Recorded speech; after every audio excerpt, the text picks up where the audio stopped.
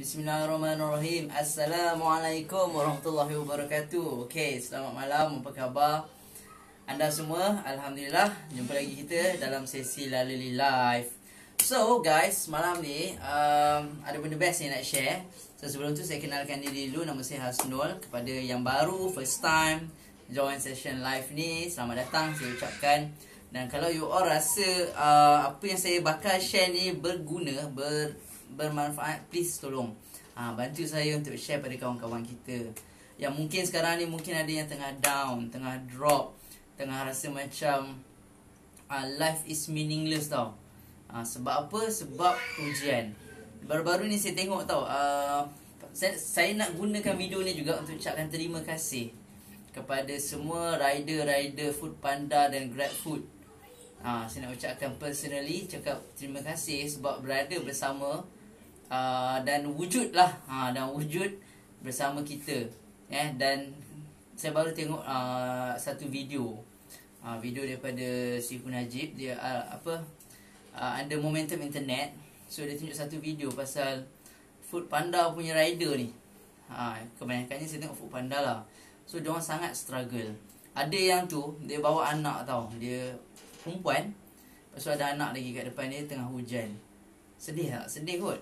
Saya tunjuk dekat Sofia, lepas tu ada video yang kena gilis tau, kena seret, rider tu kena seret. Ada yang pemandu kereta U-turn masuk tak bagi tahu, pop, langgar, tercampak. So Sofia kata, mati, kesian. Memang ada yang mati. Kita sedekahkan Al-Fatihah kepada mereka yang pergi ke rahmatullah, tak kisahlah Muslim ke non-Muslim ke, yang terpaksa ambil jalan lain kan untuk buat duit, untuk cari duit. Dan kebanyakannya diorang ni dah diberhentikan kerja. So kita sedekahkan Al-Fatihah insyaAllah kepada Muslim. Bismillahirrahmanirrahim. Alhamdulillah.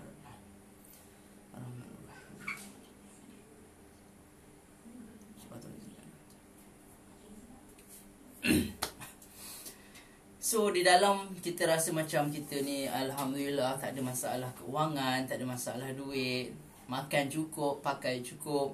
So sebenarnya ada insan kat luar sana yang tengah tak ada duit tau. Yang tengah mungkin kita nampak dia macam biasa je, tapi sebenarnya dia tak mampu sebenarnya nak beli susu untuk anak dia. Dan dia tak mampu juga untuk beli pampers untuk anak dia, sampai dia terpaksa pakai kain biasa, basuh dan guna balik lepas tu. Macam kita masa saya kecil-kecil dululah macam tu. So diorang ni struggle, tapi kita tak tahu pun. Dan kadang-kadang ramai yang dulunya mungkin pilot, pramugari ataupun engineer, ataupun orang yang kerja dekat airline, ataupun bukan kerja airline pun, yang kerja pelancongan, yang terpaksa ubah kerjaya dia dan buat whatever it takes yang ada. Apa-apa peluang yang ada dia ambil, dia grab je kan. So inilah benda yang menguji tau. Bukan kita saja, tapi ramai orang kat luar sana juga yang terpaksa ubah career dan jatuhkan ego dia semata-mata untuk pastikan ada makanan dekat atas meja keluarga dia. So benda tu kita tak rasa. Saya personally saya tak rasa, tapi kita tahu benda tu berlaku. Dan kita tak tahu pula siapa yang macam tu. So especially yang dah dibuang kerja, tak kisahlah dia kerja bahagian mana, bidang mana, tapi inilah orang-orang yang dah kita panggil terkorban lah sebenarnya. Terkorban yang kita tak nak, kita tak minta, tapi benda tu berlaku. Dan so kalau kita kenal sesiapa yang terkena, insyaAllah kita ambil peluang mungkin untuk sedekah sikit pada dia tanpa dia tahu, ataupun apa-apa yang kita boleh bantulah. Tak semestinya dalam bentuk duit, mungkin dalam bentuk bantuan, tenaga kan. So itu apa yang kita boleh buat lah. Dan saya nak share pasal memandangkan saya nampak, saya tengok video tu, saya tahu keluarga dia orang pun mesti tengah rasa susah. Dan kadang-kadang dia orang ni malu tau, malu dia nak share dengan orang lain. Yelah, of course lah, dulu mungkin hidup senang, ada tu ada ni, tapi bila dia buang kerja, income daripada, contohlah income 5,000 pump terus jadi kosong. So mungkin expenses dia dah ada kereta, mungkin dah ada rumah, anak lagi nak sekolah, apa semua kan. So dia jadi macam jam down.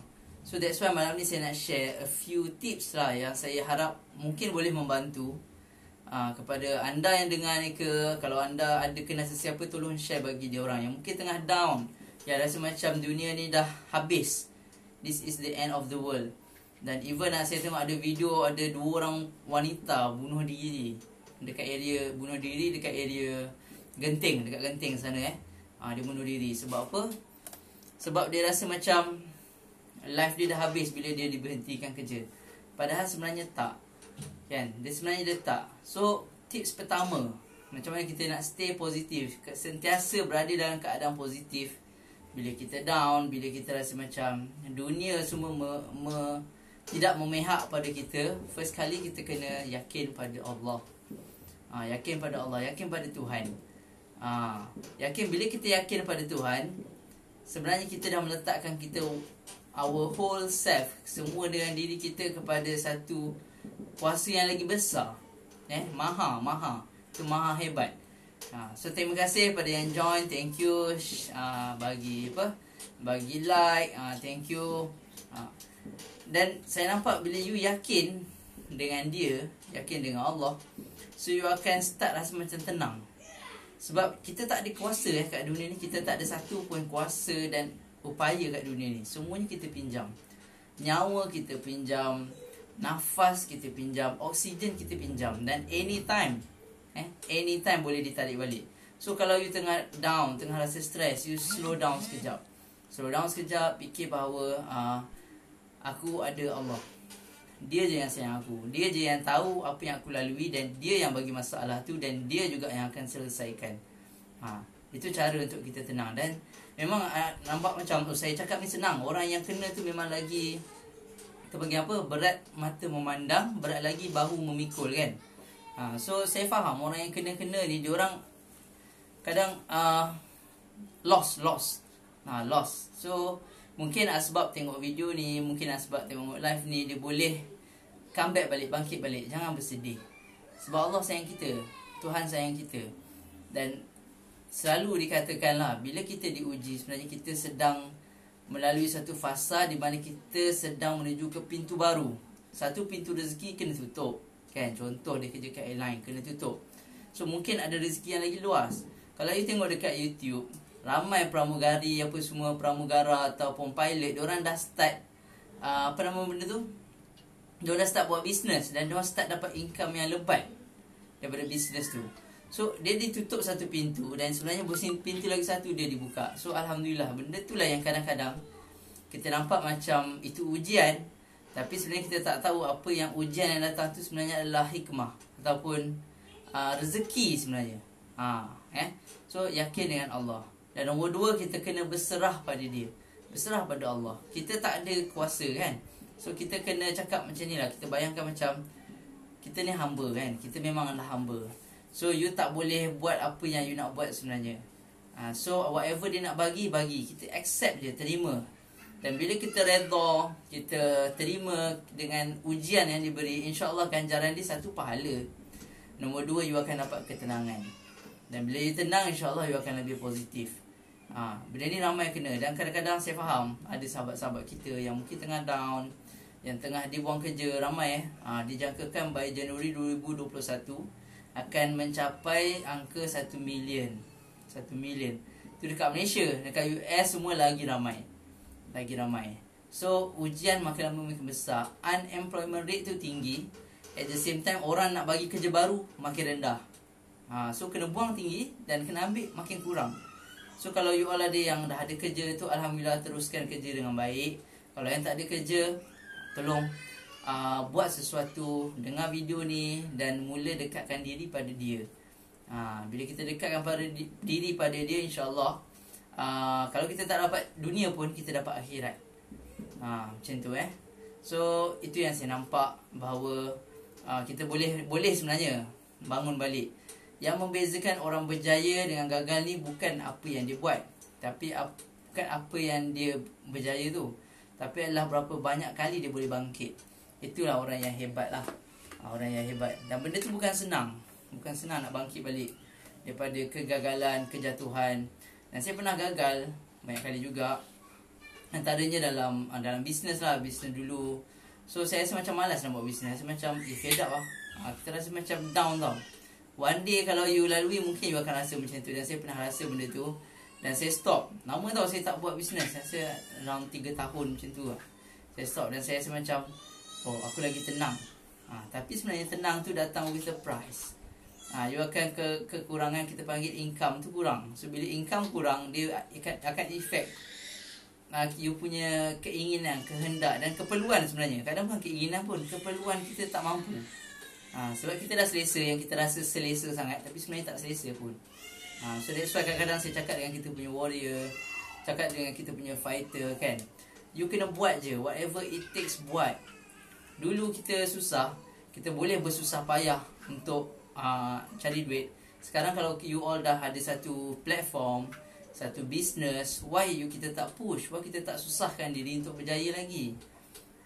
Tu benda tu yang kita nampak macam saya sendiri nampak benda tu adalah satu benda yang kadang-kadang kita leka. Saya sendiri kadang-kadang leka, kita rasa macam dah selesa, tapi sebenarnya tak. Dan kalau especially kalau you all yang masih muda, come on lah. Come on lah, buatlah business. Bukan untuk kita tahu, untuk bantu ni lah semua orang-orang grab food, orang yang perlukan income extra, kita lah yang kena bantu. Itu tugas kita yang ada kemampuan. Tugas kita cari duit, belajar, cari ilmu, cari rezeki supaya kita boleh bagi lagi banyak. Lagi banyak. So itulah benda yang saya nampak penting. Penting untuk seorang usahawan, dropship ke, you agent ke, you buat betul-betul. Bila you dah dapat duit, itulah masa untuk kita give back, bantu diorang-diorang ni yang mungkin tak ada duit pun nak beli susu anak. Siap mungkin pakai susu tin tu, buat susu anak. Sampai macam tu sekali. So kita ada kudrat, ada tenaga, ada akal lagi. So kita gunakan benda tu untuk contribute to society. Dan saya pernah dengar Rasulullah cakap, pahala orang yang berkhidmat dengan masyarakat compare dengan orang yang solat sepanjang hari dekat masjid ulang-ulang berbulan-bulan, pahala orang yang berkhidmat tu lagi banyak. Sebab dia memberi manfaat pada orang. So kalau you all buat bisnes, sebenarnya you memberi manfaat pada ramai orang. Untuk orang, contoh macam kita orang, anak masalah batuk bekahak sesama, diorang ni kan, orang-orang yang macam ni, diorang perlukan satu solution yang mana mungkin dia orang tak tahu pun apa solution tu, dan bagi dia solution dia adalah hospital, adalah klinik, adalah makan ubat. Tapi sebenarnya ada solution yang lagi better, yang lagi natural, lagi sihat, tapi dia tak nampak benda tu sebab kita tak share. Kita tak bagi tahu dia. So disebabkan kita tak bagi tahu, dia terpaksa bazirkan masa dia pergi hospital, pergi klinik. Kesian sangat. Kadang-kadang saya tengok anak saya sendirilah pergi dulu kan. Pukul 2-3 pagi kendong anak. Kadang-kadang ibu tu masih dalam pantang bawa anak tu pukul 2-3 pagi. Sebab apa? Sebab anak batuk berkahak. Tak boleh nak keluarkan, anak kan tak boleh keluarkan kahak. So dia tepuk-tepuk semua tak boleh. So kahak tu masih ada. So that's why kesian. So kalau anda yang buat bisnes, especially yang buat bisnes Walid ni, you tolonglah share. Tak dosa pun, tak berdosa pun kita share. Kalau orang tak nak, tak apalah. Mungkin dia ada solution better. Terpulang kat dia. Tapi at least kita dah lepaskan tanggungjawab kita untuk share pada diorang. Okay? So tu adalah nombor 2. Nombor 3, apa yang saya nampak, kita kena buat bila kita down, kita sedih, kita rasa macam semua benda tak kena, adalah kita kena start bersyukur. Kita kena start bersyukur. Which is bersyukur ni tak mudah kalau kita tak praktis. So bersyukur ni pun kena praktis. Kita kena praktis. So usually masa kita nak tidur, start kita, kan sekarang dah gelap apa semua kan. Saya kalau tidur memang saya suka gelap terus. Tak nampak apa-apa. Senang. Sebab anak-anak saya ni, kalau ada lampu sikit memang dia akan bangun. So kita orang akan tutup lampu gelap betul, baru dia akan tidur. Dan sebelum tidur kita akan berborak sekejap. Borak relax. Cakap kita bersyukur pasal apa.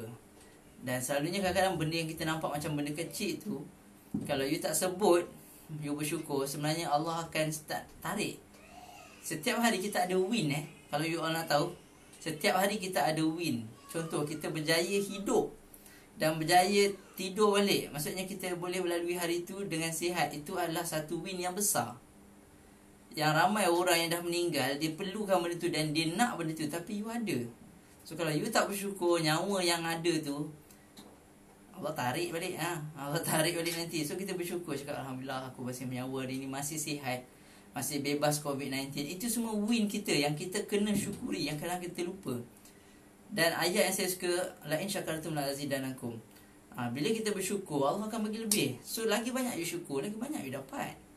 Tu sifir dia. Sifir dia pelik sikit dengan sifir manusia. Sifir yang Allah buat lagi hebat. So why not kita setiap malam kita mula bersyukur. Dan kalau ada anak-anak kan, kita ajarlah anak kita, okay, apa yang Amal syukur hari ni? Contoh, apa yang Sofia syukur hari ni? Kadang budak-budak tak faham syukur ni, tapi kalau dah ada ajar satu tu, insyaAllah dia faham. So biar dia terbiasa daripada kecil, supaya bila dia besar, dia akan tahu walaupun dia kehilangan 100 benda, tapi sebenarnya dia bersyukur 1000 benda. Syukur, the power of syukur. Kan, kadang-kadang orang miskin ni, orang yang duduk tepi jalan, dia orang lagi banyak bersyukur daripada orang yang kaya, yang banyak duit, banyak harta. Dia lagi banyak bersyukur sebab dia nampak benda tu. That's why kadang-kadang orang miskin ni, tak semua orang miskin rasa macam stres dengan hidup dia. Ada je orang miskin yang happy. Sebab apa? Kunci dia tu lah, dia bersyukur. Dan ada juga orang kaya yang memang happy sebab dia bersyukur. So that's why kunci dia belajar bersyukur setiap hari. InsyaAllah kita positif tu akan datang lepas tu. Nombor 4 adalah nombor 4 ni best sikit lah. Sebab apa? Sebab benda ni saya yakin you all semua suka. Semua suka nak buat nombor 4 ni, iaitu kita bantu orang lain. Bantu. Kita suka nak bantu orang lain, tapi kadang-kadang kita ni malas. Saya tak cakap orang lain, saya cakap saya lah. Kadang-kadang kita malas nak bantu orang, padahal kita boleh je nak bantu. So kalau you rasa macam you down, sebenarnya you perlu bantu orang lain. Kita mudahkan urusan orang, Allah mudahkan urusan kita balik. Bukan orang tu mudahkan urusan kita. You jangan ingat, aku tolong kau tolong aku balik. Tak, dia punya formula bukan macam tu. Kita mudahkan dia, insyaAllah Allah akan hantar somebody or something untuk bantu kita pula. So kalau you tengah down, tengah rasa macam stres, negatif, semua benda negatif, tengok ni stres, tengok tu stres, startlah fikir, apa aku nak bantu orang hari ni. Tak kisah nak bantu apa, angkat barang boleh, bantu duit boleh, bantu tenaga boleh, bantu puji orang pun boleh, tolong like komen orang pun tu kira bantuan lah. Kalau zaman sekarang ni pun kira membantulah, you komen, you support dia. Kalau ada seller online yang buat bisnes ataupun you kenal seller tu, you support lah dia. Bukan you suruh beli pun, just you komen ataupun you share. Itulah sejenis support yang kita boleh buat. Hari ni saya batuk sikit lah.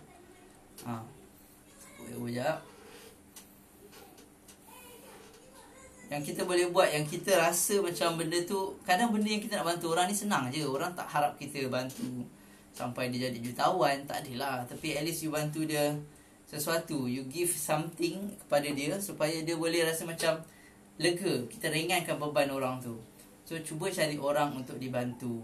Dan bila kita cari orang untuk dibantu, InsyaAllah dia akan rasa macam life you happy.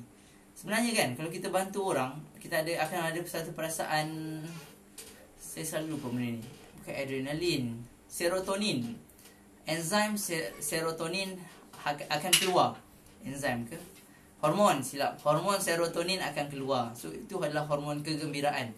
So bila you bantu orang, you akan rasa happy tau. Benda ni automatic. Memang Allah dah jadikan dia natural.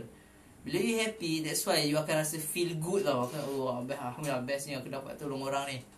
Sebab tu bagus kalau you dapat pergi rumah orang tua-tua. Tapi sekarang PKP lah kan. Janganlah pergi pula kang, kita bawa pula penyakit kat dia. So kita boleh bantu orang. Cari orang untuk dibantu. Kalau boleh sedekah, lagi bagus. Cari orang untuk dibantu sedekah. Contohlah kalau you jumpa Food Panda punya orang kan, mungkin you boleh bagi duit lebih dekat dia. Sebab kadang dia ni orang yang susah. Dia tengah stuck, yang tengah life dia tengah sempit, diuji. So kalau kita bantu sikit, bagi tanda tambah tak payah banyak lah, sikit-sikit pun. Tapi dia akan rasa, you sendiri akan rasa happy. Dia happy ke tak happy tu terpulang lah. Tapi you sendiri akan rasa happy macam, alhamdulillah aku dah give something. So saya suka tau satu cerita India ni, satu movie ni. Dia cakap apa tau, sini. Ada seorang lelaki ni, saya tengok tengah-tengah lah cerita tu, cerita India. Salman Khan kot berlakon. So dia buat satu macam chain of macam benda viral lah, rantai panggil berantai something. So dia cakap macam ni, dia akan buat baik dengan orang. Lepas tu bila orang cakap terima kasih, so dia akan jawab, jangan cakap terima kasih kat saya. Nak cakap terima kasih, cukup sekadar you bantu lagi 3 orang. Dan bila you dah bantu 3 orang tu, cakap dekat dia orang, tolong bantu 3 orang lain lagi. Tak perlu cakap terima kasih. So akhirnya dekat India, India lah, Hindustan ke something kan, diorang sangat bantu-membantu. So culture tu jadi sangat positif. Sebab setiap orang yang membantu, dia pun bantu orang lain, dan orang yang dah dibantu pun bantu orang lain pula. So tak perlu cakap terima kasih, cukup sekadar you bantu orang lain. Hebat. Macam tu boleh cerita. Salman Khan ni movie dia best-best yang saya pun suka. Dan memang menangis lah cerita dia. Ada kat TV memang menangis. Salman Khan punya movie, Amir Khan punya movie memang saya suka. Shah Rukh Khan tak banyak sangat, dia banyak action. So kalau Salman Khan dengan Amir Khan memang saya banyak menangis lah. India ni memang pandai buat cerita. Kita Hindustan. So kita bantu orang lain. Bila kita bantu orang lain, Allah bantu urusan kita, dan dunia akan jadi a better place. Kadang-kadang kita boleh bantu bukan setakat dengan duit. You bantu peluang pekerjaan, you bantu peluang bisnes. Kalau contoh macam ni, kita orang sekarang ada buka bantuan pula. Kita buka peluang untuk you all nak jadi warriors, nak jadi fighter, untuk start bina duit, income. Tak nak ke kalau at least dapat 5,000 sebulan? Kan? 5,000, 6,000 sebulan. Kita orang kadang-kadang masa saya start dulu, kita orang tak pernah sangka kita boleh dapat cecah sampai 5 angka. Tak pernah sangka. Tapi kita orang cuba. Belajar. Tapi dapat. Lepas tu kita invest balik. Buat invest. Benda tu adalah satu proses pembelajaran. Yang mana kalau kita tak buat, you tak try, you takkan dapatnya. You just dapat, you dapat agak-agak je. Ataupun macam nak cakap, you akan tak ke mana tau. Maksudnya you nak, tapi you tak ada buat tindakan, dan bermakna you still berada pada level yang sama, tempat yang sama je. Itu masalah dia. Itu masalah saya juga dulu. Saya nampak kawan-kawan buat bisnes, tapi saya rasa macam tak apalah, kau buat lah. Tapi kalau saya buat lagi awal ni, InsyaAllah saya rasa lagi besar lah, saya boleh grow. So sama juga dengan anda.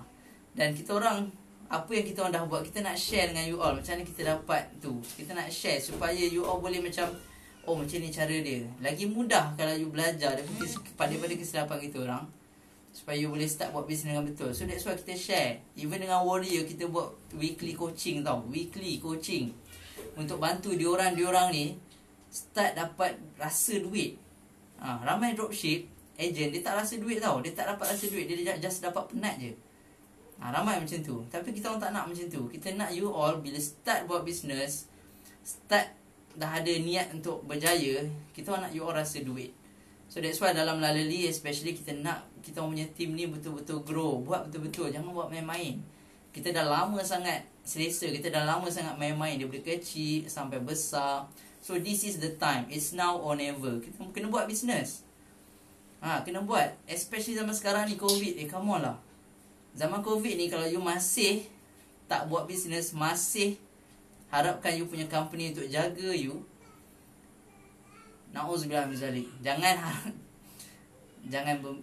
saya kena ambil ayat yang lembut sikit lah. Janganlah kita mengharapkan company untuk jaga kita. Kita jaga kita jaga diri sendiri. Kita punya tanggungjawab ni untuk pastikan anak ataupun suami ataupun isteri duduk dalam keadaan selesa.